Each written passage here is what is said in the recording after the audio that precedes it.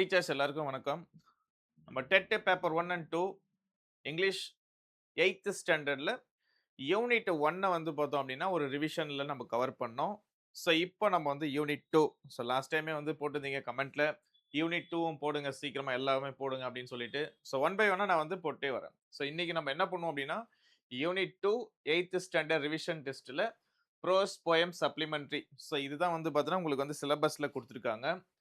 இது வந்து ஒரு இம்பார்ட்டன்டான ஒரு யூனிட் அப்படின்னு கூட சொல்லலாம். ஏன் அப்படின்னா, இதுல கொஸ்டின்ஸ் வந்து பார்த்தீங்கன்னா, இதுலருந்து கூட கேட்கலாம். ப்ரோஸ்ல இருந்து வாய்ப்பு இருக்கு. அதே மாதிரி சப்ளிமெண்டரில இருந்தும் வாய்ப்பு இருக்கு. ஸோ, நீங்க இந்த லெசன்ஸ கண்டிப்பா நீங்க வந்து படிக்கிற மாரி தான் இருக்கும். ஸோ, மேபி இதுல இருந்து கொஸ்டின்ஸும் வரும். ஸோ, இதுல நம்ம வந்து ஃபர்ஸ்ட் கொஸ்டின் டிஸ்கஸ் பண்ணலாம். Writing is easy. All you have to do is cross out the wrong words. So, இது வந்து என்ன அப்படின்னா, ஒரு கொட்டேஷன். இது கொட்டேஷன்ஸ் யார் வந்து இது வந்து சொன்னாங்க அப்படின்னு சொல்லிட்டு ஒரு கொஸ்டின்ஸ் வரும். இது இம்பார்ட்டன்ட்டான ஒரு கொஸ்டின் ஆக்சுவலா. இது எக்ஸாம்ல டைரக்ட்டா இதுக்கு முன்னாடியும் கேட்டிருக்காங்க. இப்போ அப்கமிங் எக்ஸாம்லயும் கேட்கறதுக்கு வாய்ப்பு நெறைய இருக்கு. ஸோ இதுக்கான ஆன்சர் என்ன அப்படின்னா, நம்ம புக் ப்ரூஃபோட நம்ம பார்க்கலாம். ஸோ இந்த கொஸ்டின்ஸ் யாருக்கு இதுக்கான ஆன்சர் அப்படின்னு பார்த்துக்கலாம். ஸோ இதுல இருக்கிற questions writing is easy. All you have to do cross out the wrong words. So அதுக்கு ஆன்சர் எது அப்படின்னா மார்க் ட்வின். Option C. அதே மாதிரி நம்மளுக்கு இன்னொரு கொஸ்டின் கேட்கணும் அப்படின்னா whatever you like to do make it hobby. இந்த கொட்டேஷன் சொன்னது யாரு அப்படின்னு ஒரு கொஸ்டின் கேட்பாங்க. ஸோ இதுக்கான ஆன்சர் வாரன் பஃபெட். ஸோ இவர் தான் இதுக்கான ஆன்சர். ஸோ இது வந்து நீங்க புக்ல எங்க பார்க்கலாம் அப்படின்னா பேஜ் நம்பர் 36 8th ஸ்டாண்டர்ட்ல 36 பேஜ் நம்பர்ல நீங்க போனீங்கன்னா இது வந்து ஒரு பாக்ஸ் பண்ணி கொடுத்துருப்பாங்க.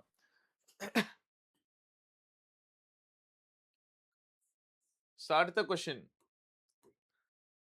Ajay Kumar Ajay Kumar crack receive a national award of accomplishment from the Indian President APJ Abdul Kalam for his outstanding skill அப்படின்னு சொல்லிட்டு ஒன்று கொடுத்துருக்காங்க. ஆக்சுவலா என்ன ஸ்கில்லுக்காக இந்த ஒரு பர்டிகுலர் ஒரு ஒரு ஒரு ஒரு ஒரு ஒரு ஒரு ஒரு பையனுக்கு என்ன பண்ணியிருக்காங்கன்னா ஒரு அவார்டு கொடுத்துருக்காங்க. ஸோ அது யாரு கொடுத்தது அப்படின்றதையும் கொடுத்துட்டாங்க. ஏபிஜே அப்துல் கலாம் அப்படின்ற பர்சன் தான் வந்து கொடுத்துருக்கதாவும் சொல்லிட்டாங்க. ஆனா என்ன ஒரு ஸ்கில்லுக்காக அது குடுத்தாங்க அப்படின்னு கேட்குறாங்க. ஸோ நம்ம இத வந்து புக் ப்ரூஃப்ல பார்க்கலாம். ஸோ இது 8th ஸ்டாண்டர்ட்ல இதுவுமே ஒரு டைரக்ட் கொஸ்டின் தான். இப்ப நம்ம இந்த 2வது யூனிட் சொல்றோம் இல்லையா? 2வது யூனிட் நீங்க படிச்சிருந்தீங்கன்னா, இதுக்கு இப்ப நீங்க ஆன்சர் பண்ணியிருக்கணும். ஸோ அதுக்கான ஆன்சர் என்ன அப்படின்னா, இன் 2004 ஆக்சுவலா அந்த அவார்ட் எப்ப வாங்குனாங்கன்னு கூட ஒரு கொஸ்டின் கேட்கலாம். அந்த அவார்ட் எப்ப வாங்குனாரு அப்படின்னா, 2004ல அவர் வாங்கியிருக்காரு. ஸோ என்ன அ ஸ்கில்லுக்காக குடுத்தாங்க அப்படின்றதையும் இங்க சொல்லியிருக்காங்க. ஸோ என்ன கான்ட்ரிபியூஷன் அப்படின்னா, traditional miniature Indian painting. So இதுக்காக தான் என்ன பண்ணியிருக்காங்கன்னா, இந்த ஒரு அவார்ட வந்து குடுத்துருக்காங்க. ஸோ இந்த லெசன் நீங்க படிச்சீங்க அப்படின்னா, ஈஸி டூ அண்டர்ஸ்டாண்ட். ஆக்சுவலா அது வந்து பெரிய லெவல்லலாம் இருக்காது. சும்மா ஒரே ஒரு வாட்டி படிச்சா கூட, அதுலருந்து என்ன மாரி கொஸ்டின்ஸ் கேட்டாலும் உங்களால ஆன்சர் பண்ண முடியும். ஸோ இதுக்கான ஆன்சர் எது அப்படின்னா ஏ. Traditional miniature Indian painting. So அது வந்து ஒரு ஒரு ஒரு ஒரு ஒரு ஒரு பெயிண்டிங் ஆர்ட்ஸ். ஸோ அந்த கலைய வந்து பார்த்தீங்கன்னா, அந்த பையன் வந்து தெரிஞ்சு வச்சுட்டு இருப்பான். ஸோ நெக்ஸ்ட் நம்ம லாஸ்ட் வீடியோல நம்ம பார்த்த மாரி யூனிட் 1ல சினோனிம்ஸ் இதுக்கு ஒரு இம்பார்ட்டன்ஸ் குடுத்தோம். சேம் அதே மாரி இதுலயும் வந்து பார்த்தீங்கன்னா, சினோனிம்ஸ் யூனிக் அப்படின்னு சொல்லிட்டு ஒரு வேர்ட் குடுத்திருக்காங்க. ஸோ யூனிக் இதுக்கான சினோனிம்ஸ்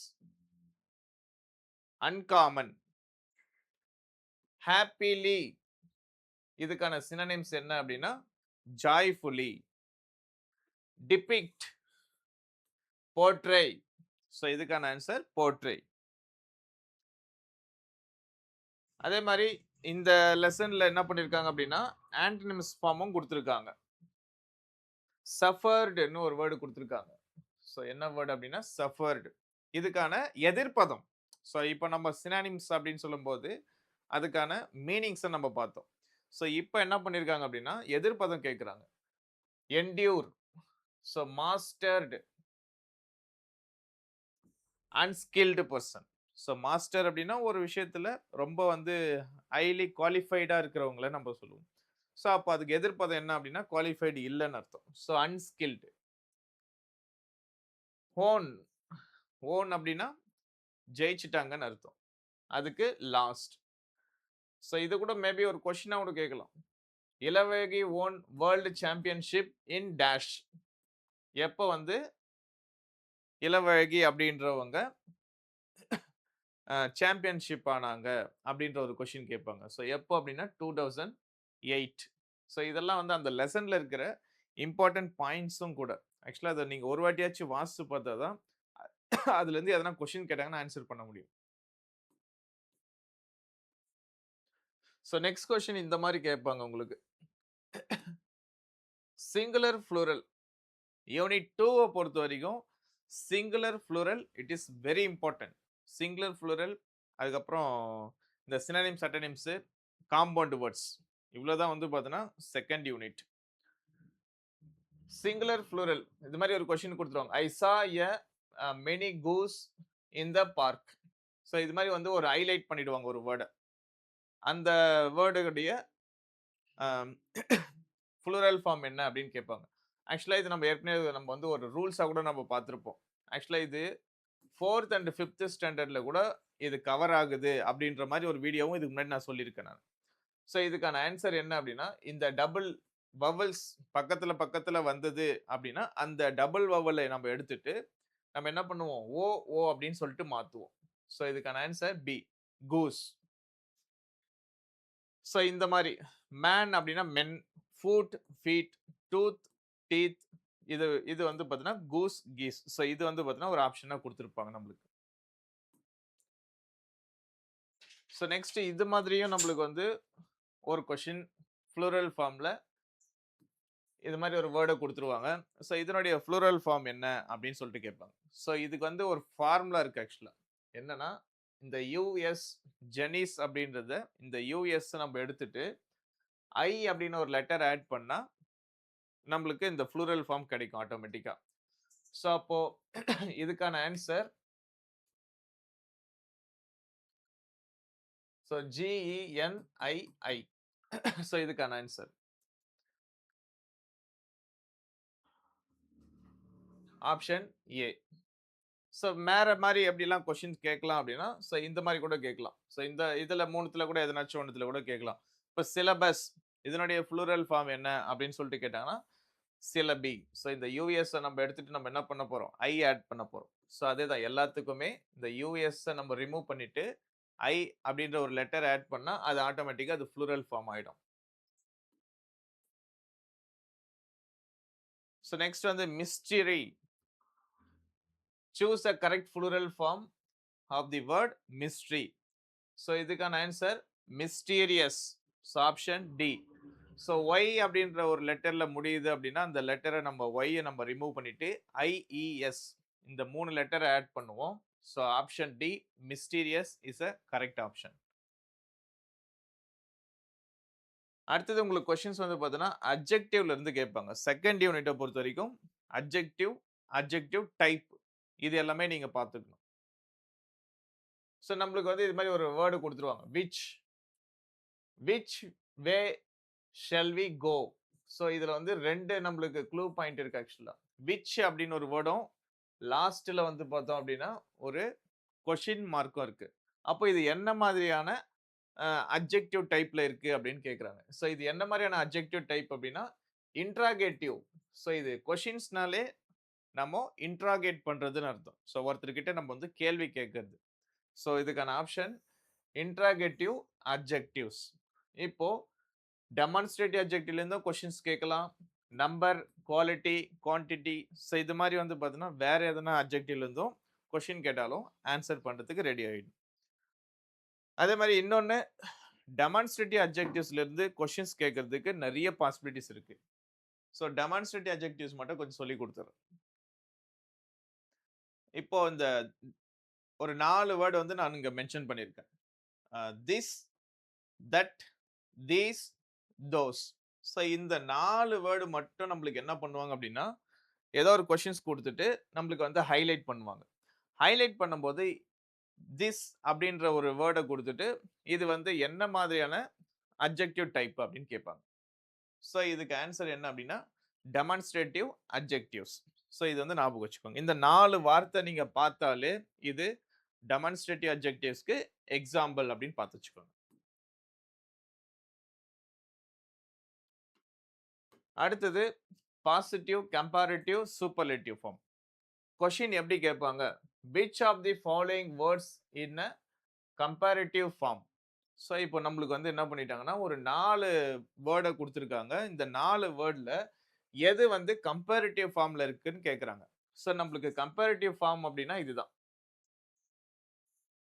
இதுதான் நம்மளுக்கு வந்து கம்பேரிட்டிவ் ஃபார்ம். ஸோ இதுல எந்த ஃபார்ம் வந்து யூஸ் பண்ணியிருக்காங்கன்னா, லெஸ். இந்த ஒரு வேர்டு மட்டும் இது வந்து பார்த்தோம்னா கம்பேரிட்டிவ் ஃபார்ம். அப்போ புவர் அப்படின்றது it's not a comparative form. Far அப்படின்றதும் கிடையாது. மெனி அப்படின்றதும் கிடையாது. ஸோ இது மீதி இருக்கிறது வந்து பார்த்தீங்கன்னா, அப்போ இது மாரி கொஸ்டின்ஸ் கேட்கும்போது, நம்ம வந்து இத வந்து பார்த்துக்கணும். இப்போ நம்மளுக்கு வந்து குட். இது வந்து பாசிட்டிவ். இதனுடைய comparative form better. Superlative form best. Bad, worst, worst. இப்ப நம்மளுக்கு குடுத்திருக்கிறது லெஸ். சோ இதனுடைய பாசிட்டிவ் ஃபார்ம் என்ன? லெஸ் உடைய பாசிட்டிவ் ஃபார்ம் என்ன அப்படின்னு கேட்டாங்கன்னா, லிட்டில். அதனுடைய சூப்பர்லேட்டிவ் ஃபார்ம் லீஸ்ட். சோ இது எல்லாமே வந்து பார்த்தீங்கன்னா பார்த்து வச்சுக்கோங்க. இப்ப நம்மளுக்கு இங்க வந்து மெனின்னு ஒரு வேர்ட் குடுத்திருக்காங்க ஆக்சுவலா. மெனி அப்படின்றது மெனி அண்ட் மச். இது 2மே நம்மளுக்கு பாசிட்டிவ் ஃபார்ம். அதனுடைய கம்பேரிட்டிவ் ஃபார்ம் மோர். Superlative form most.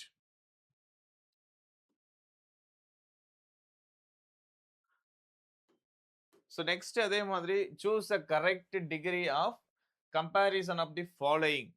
ஸோ நம்மளுக்கு வந்து இங்க வந்து ஒரு சென்டென்ஸ் கொடுத்துட்டு நம்மளுக்கு ஒரு அண்டர்லைனும் கொடுத்துருக்காங்க. தி ஃபாஸ்டஸ்ட்.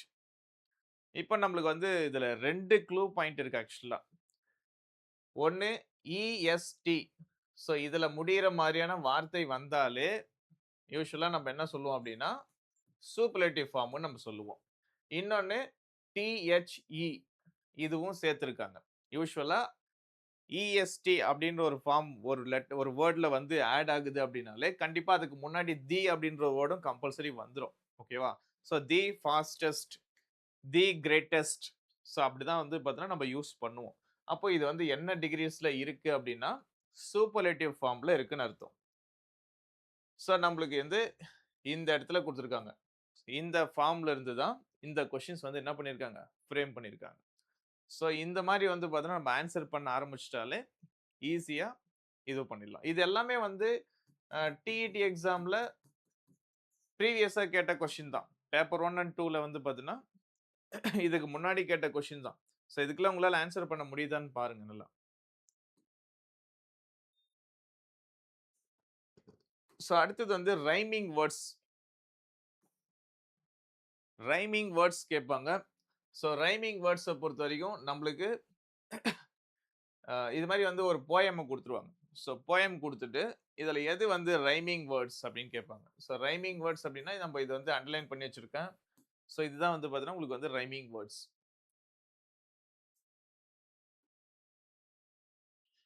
அடுத்தது ரைமிங் ஸ்கீமும் கேட்பாங்க எக்ஸாம்ல.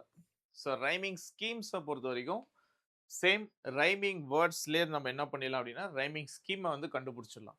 ஸோ நம்ம ப்ரொனன்சியேஷன் பண்ணும்போது, ரைமிங் ஒரே மாதிரியான உச்சரிப்பு வந்தது அப்படின்னா, அந்த உச்சரிப்புக்கு நம்ம வந்து ஒரு லெட்டர் ஏவுல இருந்து நம்ம ஸ்டார்ட் பண்ணி குடுத்துட்டு வரணும். ஸோ ஃபர்ஸ்ட் எடுத்தோனே நம்ம என்ன பண்ணிடலாம் அப்படின்னா, ஏ போட்டுடலாம். டே, வே.